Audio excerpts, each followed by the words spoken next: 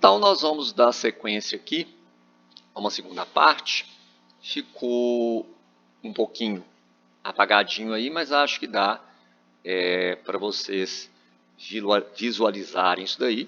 Ficou até parecendo aí um plano tridimensional aí, tá? Então, já que nós estávamos falando aí de anexos embrionários, desenvolvimento do embrião e coisas do tipo, né? Então, nós vamos aproveitar aqui e discutir aqui algumas coisas relacionadas com os vertebrados. Fazendo um resumo aí de vertebrados, vamos estudar isso aí, então na forma de um quadro comparativo, e aqui vai fornecer para a gente, né, as informações que a gente precisa, que vocês precisam, para fazer a prova. Tá? Primeiramente, os vertebrados, eles compartilham algumas características, né? As características aí, né, principais, quais são? A presença da notocorda lá no embrião. Nós já tivemos essa aula, eu mostrei para vocês que no embrião existe a notocorda, que está presente no embrião dos vertebrados, e à medida em que o embrião vai se desenvolvendo, essa notocorda vai sendo substituída pela coluna vertebral. O que nós vamos ver aqui então, tá? São algumas características aqui de peixes, de anfíbios, de répteis, de aves e de mamíferos. Vou mudar aqui um pouquinho a ordem, em vez de ver primeiro aqui a pele e os anexos da pele, vamos falar um pouquinho dos anexos embrionários. Já que na aula anterior nós falamos desses anexos embrionários. Recapitulando. Peixes e anfíbios. O único anexo que esses animais apresentam é o saco vitelínico. Não existe mais nenhum anexo embrionário no embrião de peixes e anfíbios. Não precisa de âmnio. Já se desenvolve na água, então não tem risco de ficar desidratado. Répteis e aves apresentam saco vitelínico, âmnion, alantoide e o córion. Lembre-se que o alantoide é muito desenvolvido no embrião de répteis e aves, fundamental para esses animais. E os mamíferos, olha o que eu coloquei. Ele tem todos os anexos, todos aqui, ó, saco vitelínico, âmnion, alantoide e córion, mais a placenta. Mais a placenta. Só embrião de mamífero tem placenta, razão pela qual esses animais, como nós já falamos, são chamados de placentários. Mas aqui cabe duas observações, que eu vou repetir face à importância delas. O alantoide é pouco desenvolvido nos mamíferos. Por quê, gente? Porque as funções desempenhadas pelo alantoide passam a ser desempenhadas pela placenta, com mais eficiência. Agora, posso falar que o alantoide é pouco importante? Não, ele é importante nos mamíferos porque é ele que está envolvido na formação do cordão umbilical.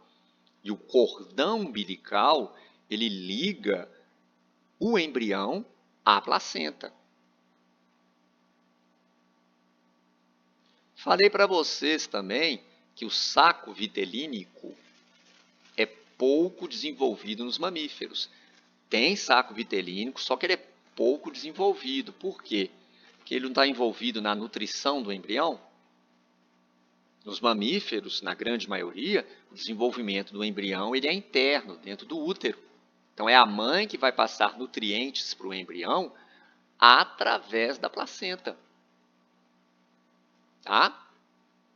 E alguns autores afirmam que o saco vitelínico, nos mamíferos, tá, é a primeira estrutura a produzir células sanguíneas. o saco vitelínico, produz hemácias. Lembre-se que as células sanguíneas, as hemácias, são produzidas lá na medula óssea. Agora, alguns autores falam que a primeira estrutura a produzir hemácias no embrião de mamíferos é o saco vitelínico.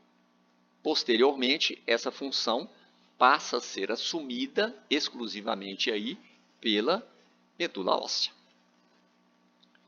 Então, rapidamente aqui, nós podemos então abordar aqui as funções que a placenta desempenha nos mamíferos.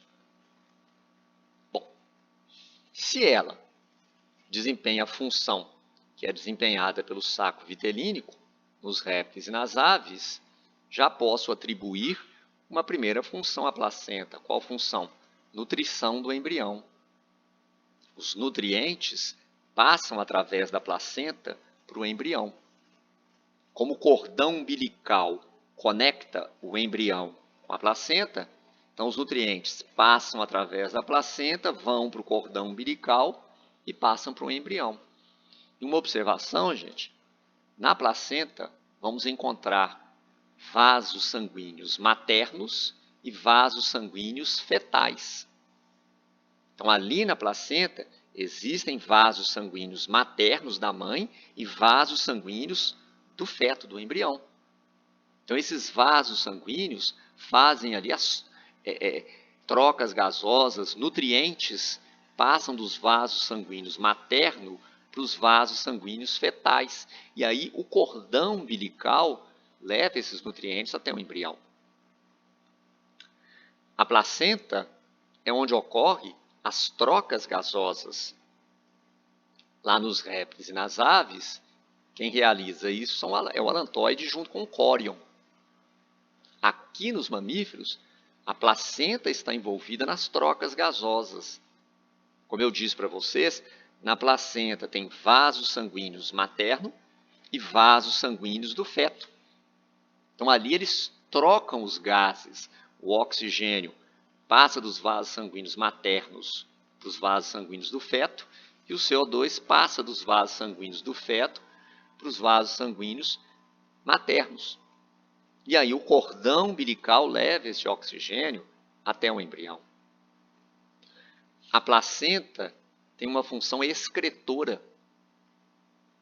É ela que elimina as excretas produzidas pelo embrião. Qual é a principal excreta produzida ali? A ureia.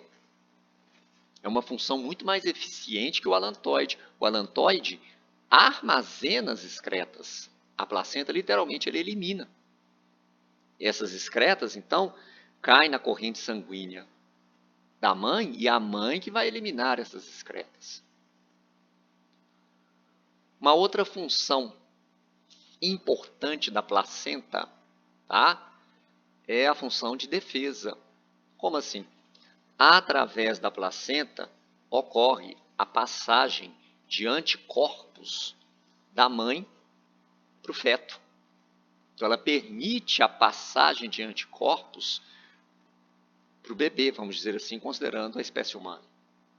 Então, eu posso atribuir a ela uma função de defesa. Em alguns animais, vamos citar como exemplo a vaca, não há passagem de anticorpos através da placenta. Na vaca não há passagem de anticorpos. No nosso caso, em vários mamíferos, há passagem de anticorpos. Na vaca não ocorre essa passagem. Então, o bezerro, quando ele nasce com uma quantidade de anticorpos muito baixa, com uma imunidade muito baixa. Por isso que é fundamental, nas primeiras horas de vida, o bezerro receber aquele primeiro leite que a vaca produz, chamado de colostro, que é rico em anticorpos. Então, o bezerro tem que receber esse leite logo ali nas primeiras horas de vida. Por quê? Porque esse colostro tem anticorpos. Anticorpo é proteína. E nas primeiras horas de vida, o intestino do bezerro consegue absorver esses anticorpos. principalmente nas 4 primeiras horas de vida, ele consegue absorver esses anticorpos. Depois de 4 horas, a capacidade do intestino dele em absorver anticorpos vai diminuindo. E depois de 24 horas, o intestino do bezerro praticamente não absorve mais esses anticorpos. Depois que o animal tiver 1 dia de nascido, não vai adiantar muito dar esse leite contendo colostro para ele, porque o intestino não vai absorver mais anticorpos. Essa absorção acontece principalmente ali nas 4 primeiras horas de vida. O colostro é fundamental. Na espécie humana também tem colostro. A mulher, quando está amamentando, nos 3 primeiros dias, o leite também é chamado de colostro, rico em anticorpos. Numa cadela também tem o colostro. Isso é muito bom para a imunidade do animal. Tá? E o cordão, gente? E não esquecer, uma 5ª função da placenta importante. A função hormonal. A placenta produz hormônios. Quais são os hormônios produzidos pela placenta, gente? O HCG. A partir do 3º mês, a placenta passa a produzir progesterona de gravidez. A placenta passa a produzir estrógeno. Então, fundamental aí, como produção de hormônios. HCG, que vocês sabem para que serve o HCG, né? E a partir do 3º mês a placenta passa a produzir progesterona, estrógeno, que são fundamentais ali, principalmente para não deixar a mulher ovular durante ali a gravidez. Dificilmente uma mulher vai ovular durante a gravidez. Então, não esquecer dessa importante função hormonal. E aí, considerando-se a presença da placenta, nós vamos ver esse quadro, tá, gente? E vamos ver também várias anotações, várias informações que nós vamos colocar fora do quadro para vocês copiarem. O quadro é uma referência para a gente ver lá, ó, os anexos, a pele, o tipo de excreta, coração, características importantes. E aqui, considerando aqui a placenta, o que vai acontecer? Coloquei aqui embaixo os mamíferos, tá? E uma outra observação importante, viu, gente? No caso do cordão umbilical, veia transporta sangue rico em oxigênio, inverte, e artéria que transporta sangue rico em CO2. Então, também são as exceções. Vocês se lembram lá, a artéria pulmonar, no nosso caso, é uma artéria que transporta sangue rico em CO2. E as veias pulmonares são veias que transportam sangue rico em oxigênio.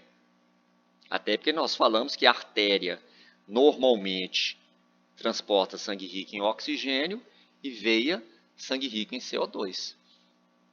E a outra exceção está no cordão umbilical. No cordão umbilical, veia transporta sangue rico em oxigênio e a artéria é que transporta sangue rico em CO2.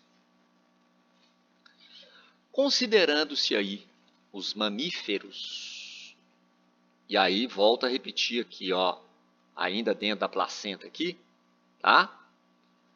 Os mamíferos podem ser classificados aqui, ó, nesses 3 grupos. Os mamíferos prototérios, os metatérios e os eutérios. O que são os prototérios? São aqueles mamíferos que botam ovo. O mais conhecido aí, quem que é, gente? O ornitorrinco, lá na Austrália. Ele é um mamífero que bota ovo. Então, a partir do momento que os mamíferos prototérios, que tem como exemplo o ornitorrinco lá na Austrália, bota ovo, nesses mamíferos não vai ter placenta. Então, os mamíferos prototérios, já que botam ovos, não tem placenta nele, não precisa de placenta. Então, ele vai ter características lá com alantoide desenvolvido, saco vitelino desenvolvido, tudo bonitinho. Existem os mamíferos metatérios. O que são os metatérios? É o gambá, aqui no Brasil, é o canguru. O que acontece nesses mamíferos? Nesses mamíferos, o embrião inicia o seu desenvolvimento no útero. Então, ocorre a fecundação, o embrião chega ao útero, e quando ele chega ao útero, ele inicia o seu desenvolvimento. E aí o que vai acontecer? Ele não fica no útero. Uma parte do desenvolvimento é no útero. Esse embrião não vai sofrer nem nidação. Então o que acontece com esse embrião? Ele sai do útero literalmente, passa ali pelo canal vaginal do animal, migra através do abdômen do animal, pensa no canguru. Aí ele entra naquela bolsa. A gente chama aquela bolsa de marsúpio. E ali dentro estão as glândulas mamárias. Então, quando ele entra naquela bolsa, é como se ele literalmente se grudasse ali numa glândula mamária e começa a se alimentar. Então, tenta enxergar. Nesses mamíferos metatérios, o desenvolvimento do embrião apenas inicia-se no útero. O embrião fica pouco tempo no útero. Ele sai ali do útero, migra pelo abdômen, entra na bolsa. É ali naquela bolsa, o marsúpio, é chamado de marsúpio, é ali que o embrião vai se desenvolver para valer. A maior parte do desenvolvimento dele é dentro daquela bolsa. Recebendo ali, grudou na glândula mamária ali, recebendo nutrientes. Por isso que esses animais são chamados de marsupiais, o gambá, o canguru. E aí tenta enxergar. Nesses metatérios, até vai formar uma placenta, mas vai ser uma placenta rudimentar, muito rudimentar.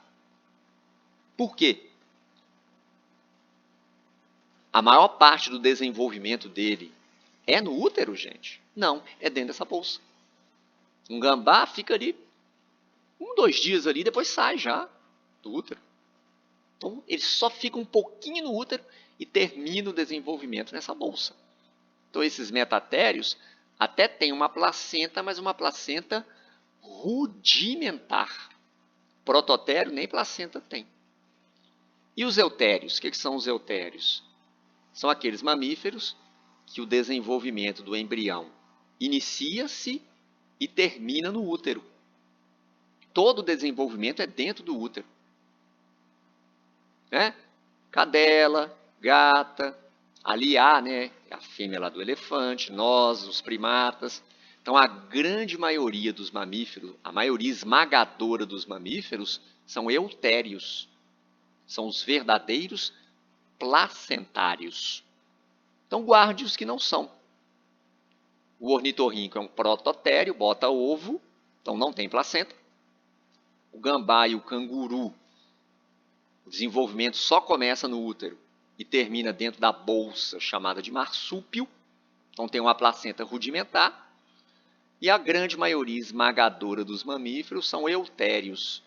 O desenvolvimento começa e termina no útero, então tem que ter uma placenta bastante desenvolvida.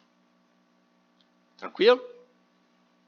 Então, no nosso próximo encontro, nós vamos destrinchar todo esse quadro. Vamos precisar mais de uma videoaula. Vamos destrinchar todo esse quadro com todas essas características aqui. E como eu disse, vocês ainda vão receber uma série de informações que eu vou colocar desse jeito assim, fora do quadro. Quando eu dou aula de vertebrados, é assim que eu faço no quadro. Então, eu estou simulando aqui a situação do quadro para ficar mais próximo da realidade do que seria a minha aula presencial. Até a próxima e não percam!